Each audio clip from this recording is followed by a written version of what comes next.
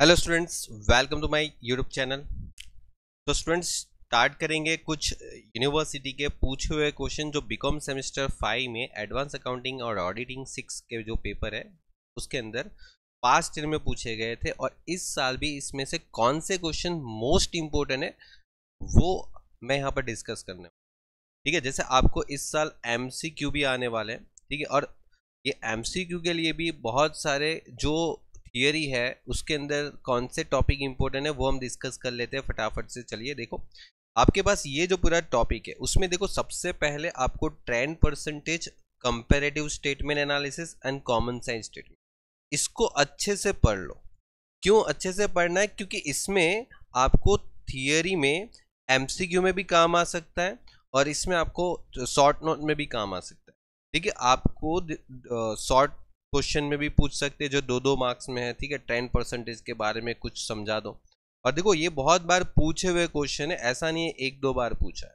ठीक है, last year के पेपर में काफी बार आ चुका है, तो ये खास करके कर लो बिकॉज इधर से MCQ भी पूछ सकते हैं। आपको समझो ट्रेंड परसेंटेज का कोई एक सेंटेंस दे दिया और समझो वहां पर आपको फिल इन द ब्लैंक भी पूछ लिया। ओके, ऐसा भी पॉसिबल हो सकता है। तो ये एकदम अच्छे से कर लो तीन, क्योंकि हर जगह काम आएगा। ठीक है, अगर यहाँ से 1-2 MCQ भी आ जाते, 1-2 थियरी में, मतलब आपकी पूरी 6-7 मार्क्स की रेडी हो जाएगी। ठीक है, इधर से उसके बाद आपको यहाँ पर ऑब्जेक्टिव है ना फाइनेंशियल स्टेटमेंट के, वो कर लेने चाहिए। हो सकता है कि आपको ये ऑब्जेक्टिव जो है वो थियरी में ना पूछे लेकिन MCQ में भी पूछ सकते हैं, ऐसे कि which of the following is not objective of financial statement, which of the following is objective of financial statement, आपको ABCD करके ऑप्शन दे दे।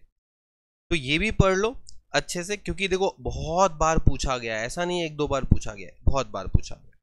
ठीक है, तो देखो मैंने आपको यहाँ पर सारी समराइज करके दे रखी है जितनी पास्ट में पूछी हुई थियरी थी वो।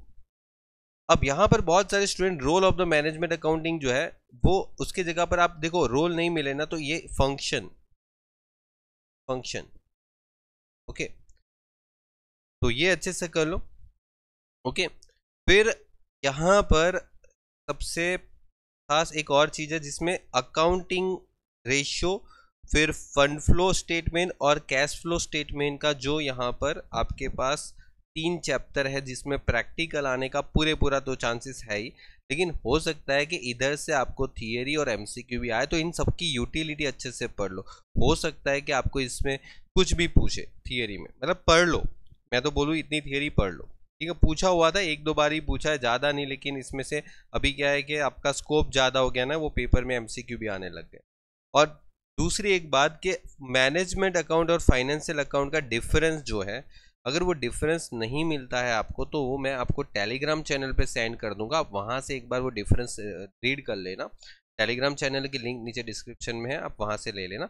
और ये कैश फ्लो फंड फ्लो का भी अगर डिफरेंस 1-2 बार पूछा गया था तो डिफरेंस देखो हो सकता है 1-2 पूछ ले, क्योंकि आपने ऑडिट के पेपर में भी देखा था 2 डिफरेंस पूछे थे, तो पॉसिबिलिटी डिफरेंस की भी है। तो पास्ट ईयर के पेपर में आपको 2 डिफरेंस पूछे थे, तो मे भी इस साल के पेपर में भी डिफरेंस पूछे। और यहाँ पर फंक्शन ऑफ मैनेजमेंट अकाउंट मतलब वही हो गया रोल, यहाँ पर जो मैंने बताया था। ठीक है, हो गया।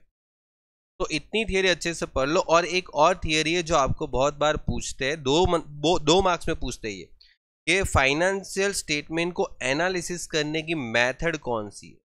Method of analysis, financial statement को एनालिसिस करने की मेथड कौन सी है, 2 नंबर में पूछा। अब यहाँ पर आपको 3 मेथड तो इधर से ही पता चल जाता है, जैसे ट्रेंड परसेंटेज, कंपैरेटिव स्टेटमेंट और कॉमन साइज स्टेटमेंट। 3 तो आपका यहाँ पर भी पता हो गया, मतलब पहला ट्रेंड परसेंटेज, दूसरा कंपेरेटिव स्टेटमेंट। ये थियरी है ना, मैंने मेरी टेलीग्राम चैनल पे सेंड करके रखी, आप वहाँ से एक बार रीड कर लेना। मैं यहाँ पर बोल देता हूँ, ट्रेंड परसेंटेज, कंपेरेटिव स्टेटमेंट और कॉमन साइज स्टेटमेंट, फिर ratio analysis, fund flow statement, cash flow statement, और एक और भी है जिसमें वैल्यू एडेड स्टेटमेंट। ठीक है, वैल्यू एडेड स्टेटमेंट आप देखो मेरे टेलीग्राम चैनल पे सेंड करके रखी है, आप एक बार वहां से देख लेना। और एक और भी है जिसमें आता है statement of change in working capital. ठीक है, मतलब 8 मेथड है टोटल, और ये 8 मेथड एग्जाम में पूछ सकते हैं। 2 नंबर में तो पूछेंगे। ठीक है, लास्ट 2-3 साल के पेपर में कंटिन्यूसली ये क्वेश्चन पूछा है कि मेथड ऑफ फाइनेंशियल स्टेटमेंट। ठीक है, तो चलिए इतना तो एकदम डेफिनेटली अच्छा कर लो। ओके, और उसके बाद अगर आप देखो तो हर क्वेश्चन पेपर जो है जितना भी, मतलब देखो आप 2000 जनवरी 2021, फिर आपका पिछले साल दिसंबर 2022 में एग्जाम हुआ था, दिसंबर या नवंबर में हुआ था, एक ही बात है, एक पेपर 2022 में आया था। फिर उसके बाद मार्च में एक पेपर आया था 2023 का, ठीक है, फिर एक जुलाई में पेपर आया था 2023 का। ठीक है, इतने पेपर अच्छे से कर लो, इतने पेपर के शॉर्ट क्वेश्चन लॉन्ग क्वेश्चन।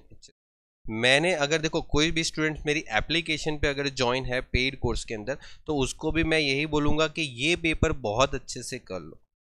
अगर इतना अगर आपका तैयारी हो चुका है, ठीक है, जो स्टूडेंट मेरी एप्लीकेशन पे जिसका तैयारी हो चुका है, उनके लिए एक और मैं बात वापस बताऊं तो 2019 के 2 पेपर है, ठीक है, 2019 के 2 पेपर है जो मैंने आपको मेरी एप्लीकेशन पे करवाया, एक तो मार्च का है और एक तो नवंबर का होगा। ठीक है, फिर ये जो पेपर है वो भी कर लो, ये जो पेपर है वो भी अच्छे से।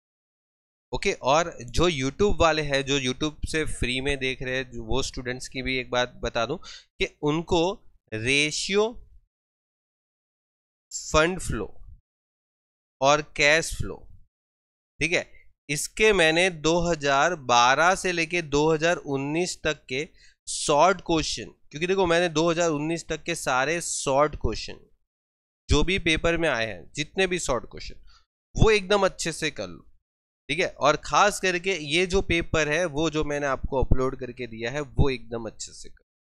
ओके, इसके बाद मैंने अभी अभी थोड़े दिन पहले जो आपको रिवीजन लेक्चर अपलोड किया था, रिवीजन पार्ट 1 और रिवीजन पार्ट 2, ओके, ये अच्छे से कर लो, क्योंकि उसमें मैंने कुछ ऐसे शॉर्ट क्वेश्चन डिस्कस किए थे जो कुछ कॉलेजों के इंटरनल में पूछे थे, कुछ स्टूडेंट ने मेरे पास डाउट में सेंड किए थे, वो क्वेश्चन भी मैंने यहाँ पर करवा। ठीक है, मतलब देखो आपके पास पूरा कंटेंट है, अगर आप देखो मेरे कोर्स में हो तो भी आपको तो वहां पर तो पूरा कंटेंट है, और जो स्टूडेंट मेरे कोर्स में नहीं है उनको भी एक ही बात बता देता हूँ कि कहीं ना कहीं से आपको ये सभी चीज़ मेरे यूट्यूब पे कुछ ना कुछ तो मिल जाएगा जिससे आप अच्छे से काम कर सकते। और हाँ, अगर मैंने जनवरी 2021 का पेपर मेरे यूट्यूब चैनल पर अपलोड करना स्टार्ट कर दिया है, और इन आगे मतलब समझो शाम तक शायद ये वाला जो पेपर है वो भी अपलोड हो जाएगा। ठीक है, मार्च 2023 का भी पेपर अपलोड हो जाएगा, तो इतना अच्छे से कर लो डेफिनेटली एकदम। ओके, चलिए तो goodbye, take care and best of luck for your exam.